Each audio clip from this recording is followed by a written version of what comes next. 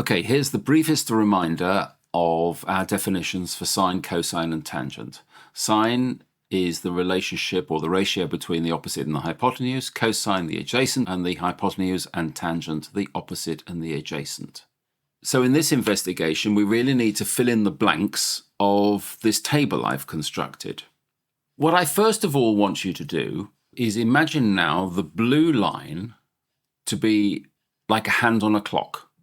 And we're going to be moving it from 3 o'clock, so that's pointing in this direction, up to 12 o'clock, pointing in that direction.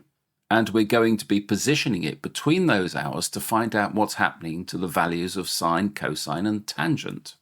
Imagine also, as we move the angle of that blue hand, that the red and the green lines compensate and still form a right-angled triangle. So the triangle squishes down to a horizontal line and stretches up to a vertical line. So first of all, let's deal with sine. And once again, sine is the opposite, which is the red line, divided by the hypotenuse. So let's push that hand right down to 3 o'clock. What's going to happen to our red line? Well, our red line, in other words, the opposite, will decrease, eventually reaching 0.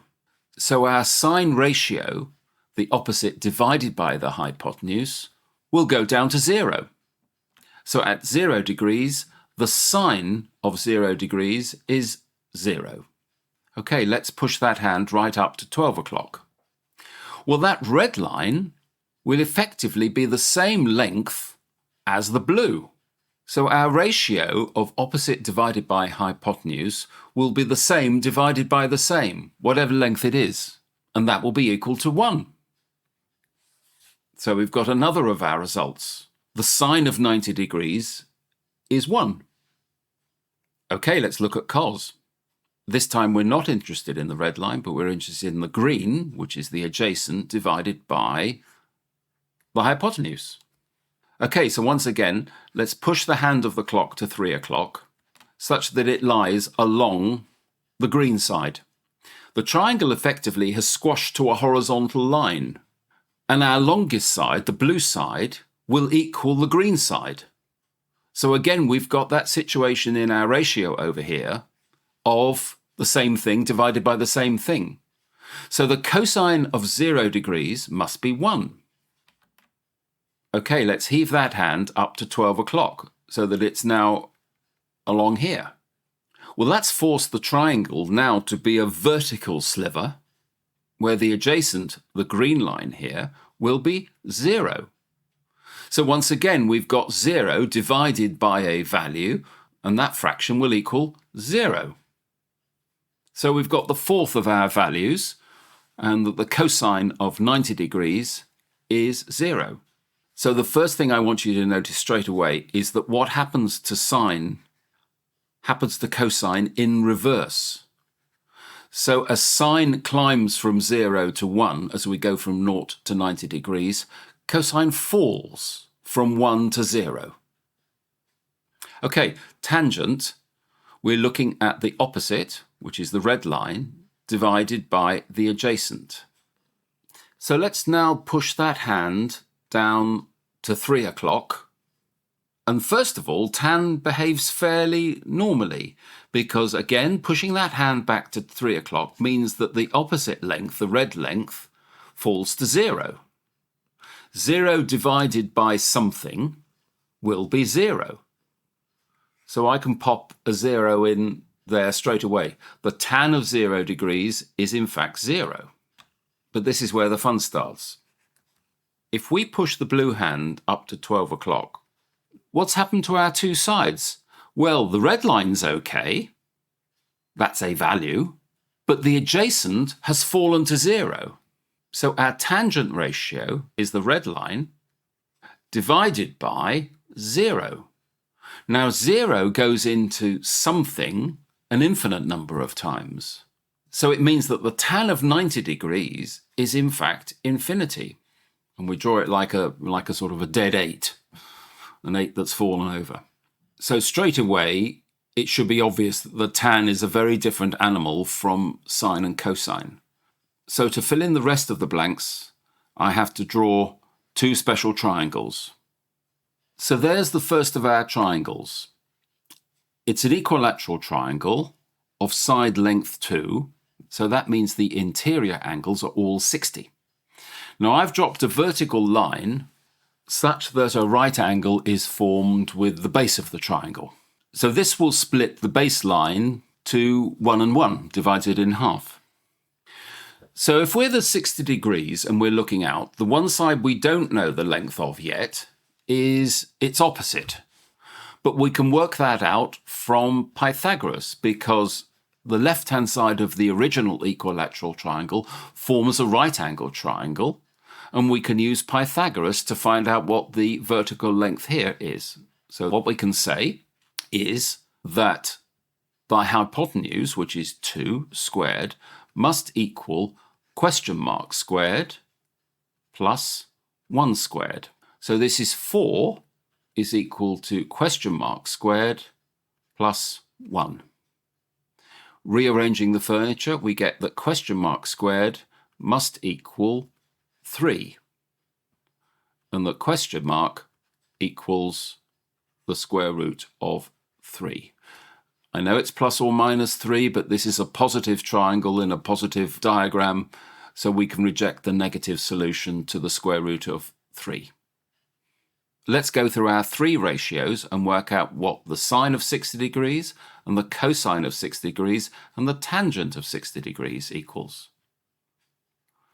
Well, the sine of 60 is the opposite, which is root 3, divided by the hypotenuse, which is 2.